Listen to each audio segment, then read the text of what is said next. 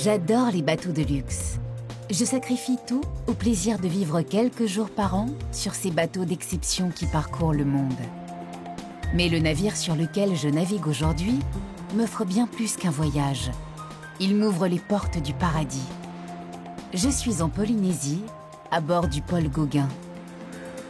C'est à Tahiti que j'ai retrouvé le grand bateau blanc. Épuisée par le voyage, je me suis aussitôt endormie. Au réveil, le miracle s'était accompli.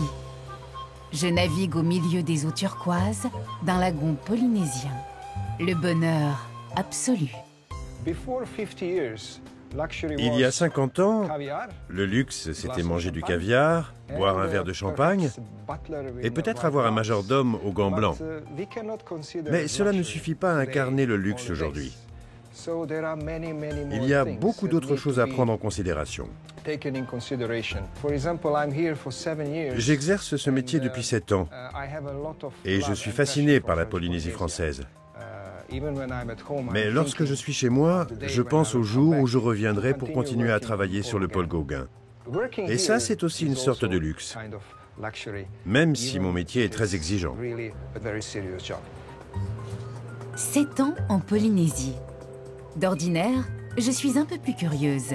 Mais mes petites questions indiscrètes au capitaine, ce sera pour plus tard. Je ne suis là que pour 7 jours. Et j'ai tant de choses à découvrir. À commencer par les ponts du Paul Gauguin.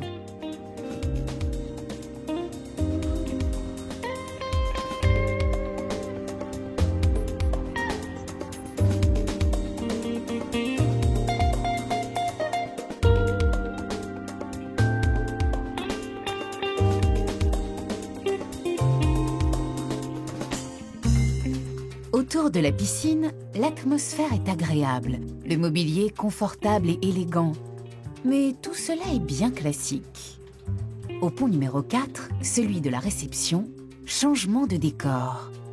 Évocation du voyage de Bougainville, hommage à la culture maori et à Paul Gauguin. Il faut se rendre à l'évidence. Les Tahitiennes qui illuminent ces plus belles toiles sont toujours aussi séduisantes.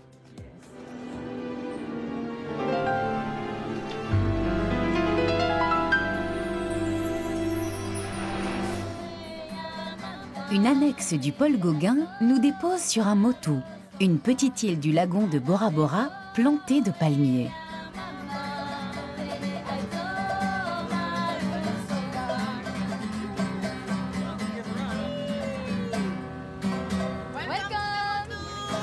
Cette fois, il n'y a pas de doute. Je suis bien en Polynésie.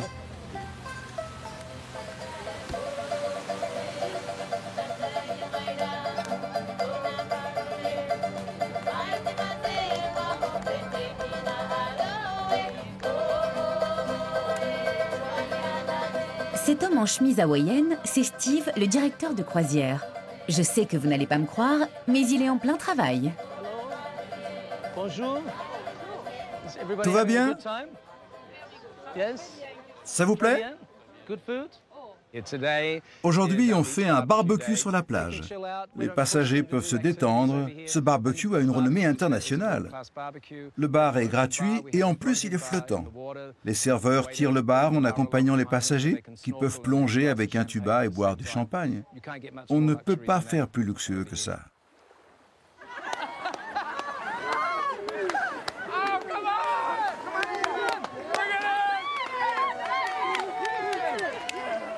C'est un voyage que l'on veut faire au moins une fois dans sa vie. Donc venir ici, oui, c'est un grand luxe.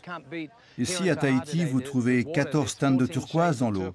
On ne trouve ça nulle part ailleurs dans le monde. C'est un luxe inné, la beauté naturelle de cette partie du monde.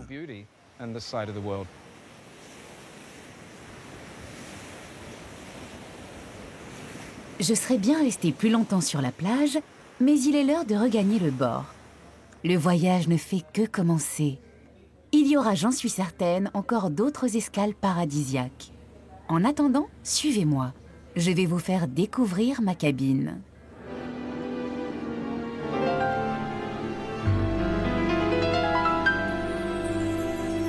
Ce matin, je n'arrivais pas à le croire. J'ai pris mon petit déjeuner sur un balcon donnant sur le lagon de Bora Bora, la perle du Pacifique. couleurs chatoyantes des tissus et du bois exotique, la décoration ne fait pas dans l'exubérance, mais plutôt dans le charme discret. Écran plat, lecteur de DVD, mini-bar, rien à dire sur les équipements. Ils correspondent au standing du bateau. En revanche, un grand lit d'1,60 m de large rien que pour moi. Ça, c'est le grand luxe. Surtout quand je pense au canapé convertible de mon studio parisien. Et puis, je bénéficie des services d'un majordome. En vérité, il s'occupe de plusieurs cabines, mais il répond sans attendre au moindre de mes désirs. Ce que les passagers attendent du majordome, c'est qu'il réponde à leurs besoins en matière d'excursion, de réservation au restaurant ou des repas en cabine, que ce soit le petit déjeuner, le déjeuner ou le dîner. Le majordome s'occupe du quotidien des passagers, de la lessive, du cirage des chaussures. Parfois, ils demandent à ce que l'on défasse leurs bagages à leur arrivée et qu'on les refasse au moment du départ. 19 mètres carrés. Toutes les cabines du Paul Gauguin ressemblent à la mienne. Toutes, sauf la grande suite de l'armateur, que j'ai pu visiter avec la complicité de mon majordome. 50 mètres carrés. Salon, bar, salle à manger, chambre indépendante. C'est tellement vaste, confortable et suréquipé qu'on en oublierait presque que l'on est sur un bateau.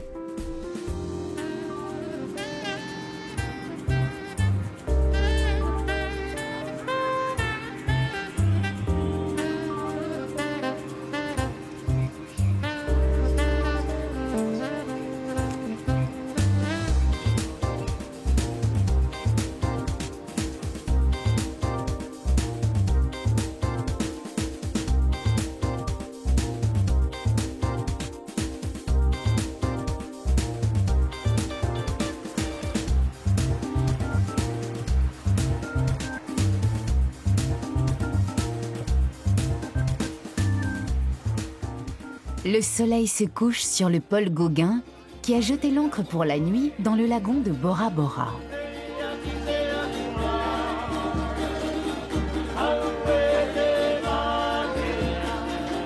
Le temps d'une soirée, le bateau est devenu un jardin flottant.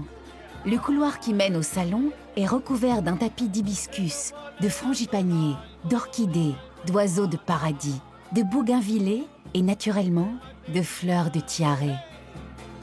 Assises à même le sol, comme elles le font au marché, des femmes venues de l'île confectionnent des colliers et des couronnes de fleurs. Toute la soirée, je me suis promenée avec ma couronne sur la tête, ainsi qu'une petite fleur de tiare à l'oreille droite. En Polynésie, cela signifie que l'on est célibataire. Il y avait bien quelques beaux officiers et des Polynésiens séduisants, mais non, n'insistez pas, je ne vous dirai rien de plus.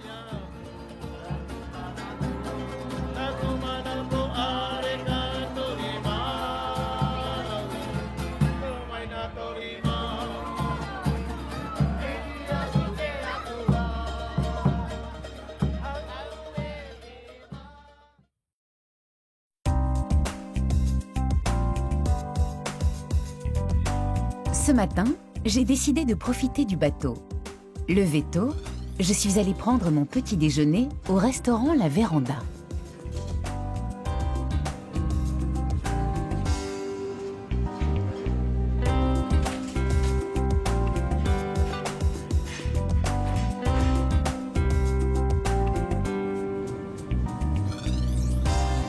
Que ce soit au restaurant ou dans les salons, il n'y avait pas encore grand monde. J'en ai donc profité pour aller visiter le spa.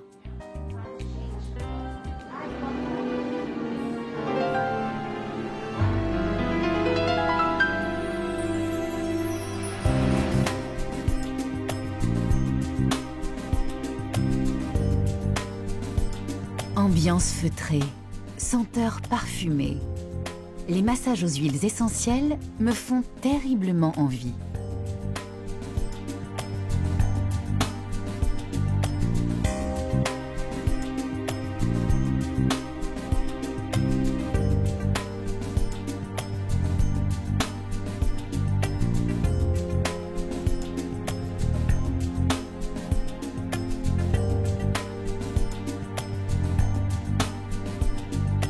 je vois la peau cuivrée et tatouée des belles polynésiennes, autant vous le dire, je suis un peu jalouse.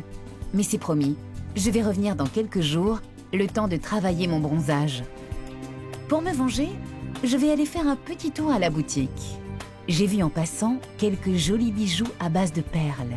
Et puis, je dois aussi acheter un petit guide sur les îles de Polynésie française. Ça vous étonne peut-être, mais je suis partie sans vraiment regarder où j'allais.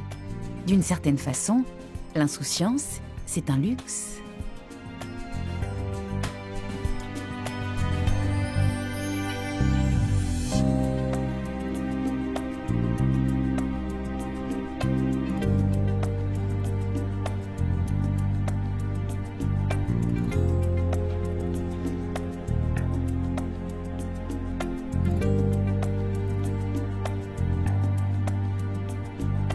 On est des itinéraires qui sont quand même différents. On fait les Marquises, on fait les îles Cook, on fait les Tuamotu.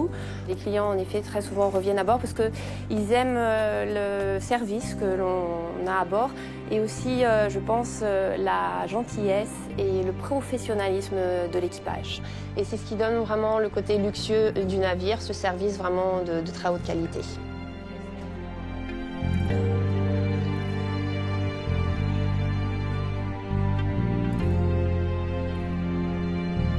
Le Paul Gauguin a levé l'ancre et reprend sa route vers la prochaine escale.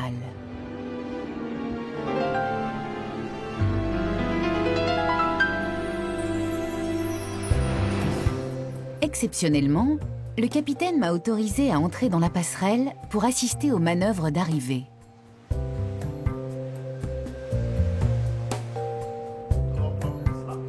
Tous ces écrans, c'est drôlement impressionnant. Et puis, quelle ambiance! On entendrait une mouche voler. Moi qui suis plutôt bavarde, je suis donc obligée de rester dans mon coin sans dire un mot. Nous arrivons bientôt en vue de l'île de Moorea. Le spectacle est grandiose. Je reste sans voix.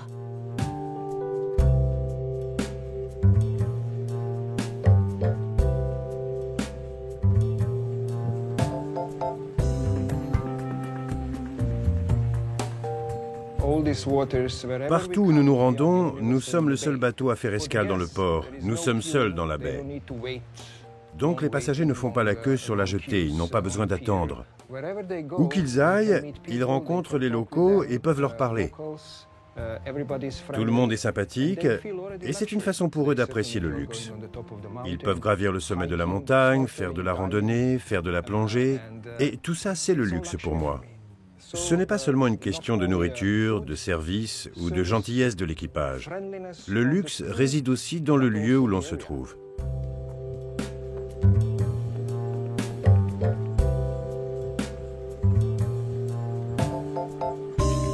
Le capitaine a jeté l'ancre à l'entrée de la baie d'Opunou'ou. Le ciel est couvert de nuages.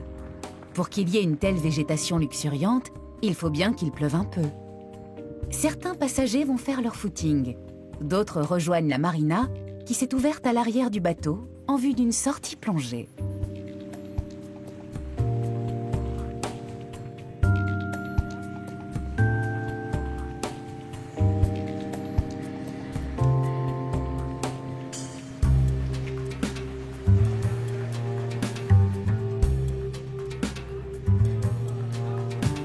Cette baie là, quand tu regardes cette baie d'Opunou'ou, pas besoin de beaucoup d'imagination pour te dire que cette vue là, c'était la même quasiment que celle qu'a vue le capitaine Cook. Et certainement il y a très longtemps encore, ça n'a pas changé quoi. Laurent a raison, le paysage est magnifique. Et que dire alors des fonds sous-marins qu'il s'apprête à faire découvrir aux passagers? Et oui, ça c'est un luxe de pouvoir en 10-15 minutes se retrouver sur des endroits où vous allez rencontrer des raies mantas ou des requins marteaux, des raies aigles, une vie à son état quasiment originel.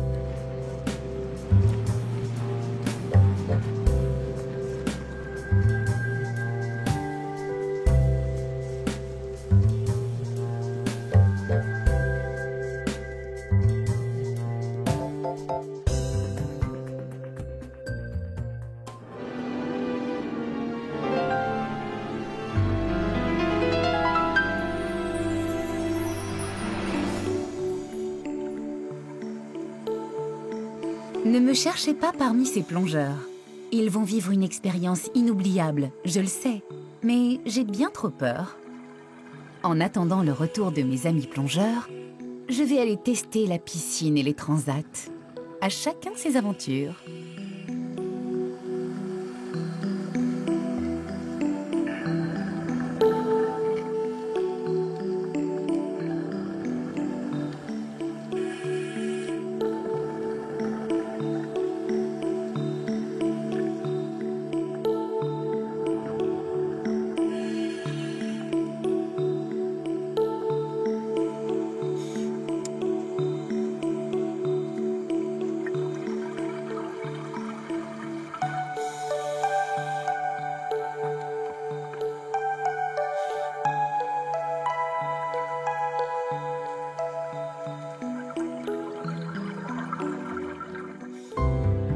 Le Paul Gauguin est le seul navire de croisière luxueux à naviguer toute l'année dans les îles de Polynésie française.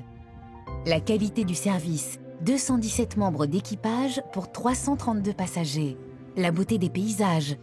Je comprends que certains passagers reviennent régulièrement à bord. Même si ils refont parfois 3-4 fois la même croisière, des croisières d'une semaine qui font les Society Islands, eh bien les passagers reviennent pour en fait le service à bord aussi parce qu'ils retrouvent certains membres d'équipage avec qui ils aiment bien discuter.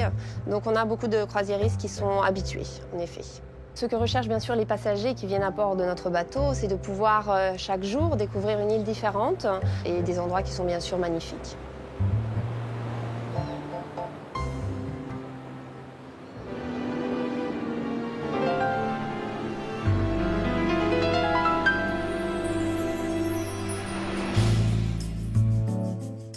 Destination, service, cabine.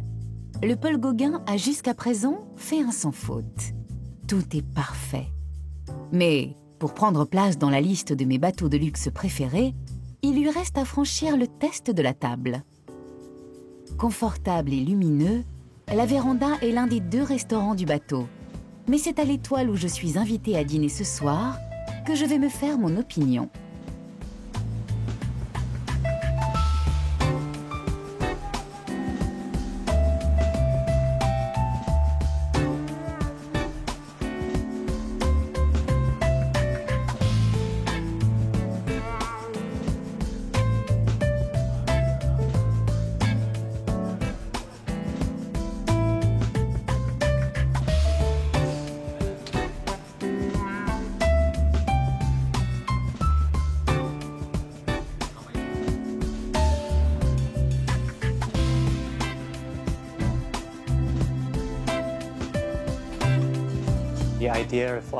La philosophie de ce restaurant réside dans le travail du chef Jean-Pierre Vigato, propriétaire d'un restaurant 2 étoiles à Paris, l'Apicius.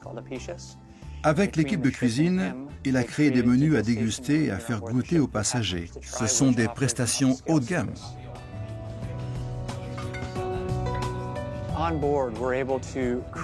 À bord, nous pouvons être créatifs. Le chef et ses assistants peuvent innover, voir quels sont les produits disponibles à l'international et les importer en Polynésie française. Le chef crée des menus de haute qualité en fonction des saisons et de la disponibilité des produits. Le restaurant L'Étoile va bientôt ouvrir ses portes. Après avoir écouté les dernières informations concernant les plats inscrits au menu du dîner, les serveurs règlent les derniers détails.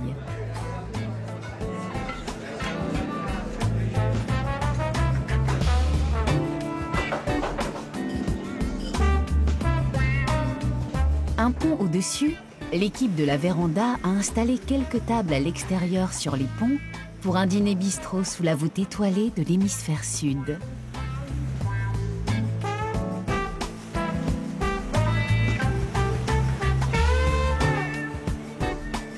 Retour à l'Étoile.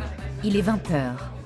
Les premiers passagers arrivent, accueillis par les Gauguines, les jeunes polynésiennes chargées de l'animation à bord.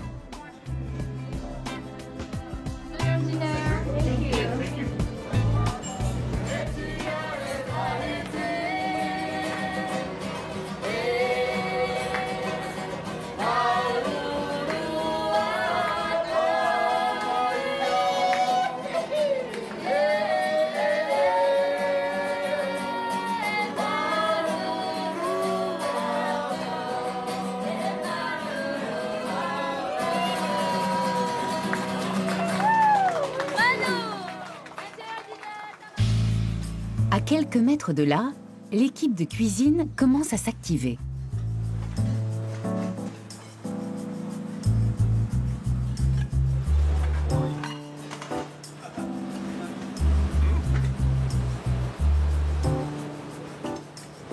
Vous pouvez mettre un peu de garniture pour la côtelette de veau? Nous cuisinons beaucoup les poissons locaux. Nous avons la chance de pouvoir en profiter. Nous avons du thon jaune, du thon banane, du mahi-mahi, du poisson lune, nous servons du homard. Le premier soir, nous avions du foie gras. Il y a du bon foie gras à la véranda. Les produits que nous servons à bord sont vraiment luxueux. J'aime travailler avec tous ces produits ici en Polynésie. Nous essayons d'intégrer un maximum de denrées en provenance de l'agriculture locale, comme les fruits. Nous avons de la noix de coco, de la mangue, de l'ananas, de la pastèque. Ce sont les fruits locaux que nous utilisons ici à bord. On essaye de les intégrer au maximum dans les desserts.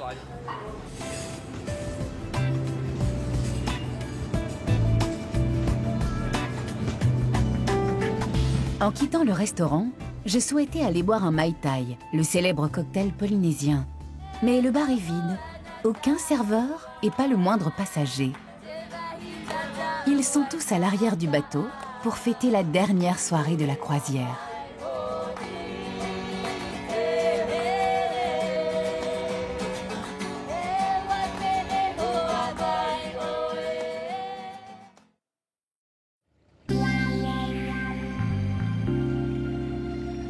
Comme à la fin de chacun de mes voyages, je sors mon petit carnet de Moleskine rouge où je note tous mes souvenirs. Que restera-t-il de cette aventure dans les mers du Sud? L'image d'un bateau blanc naviguant au milieu des eaux turquoises et l'accueil des Tahitiens qui continuent de faire vivre en chacun de nous le mythe du paradis polynésien.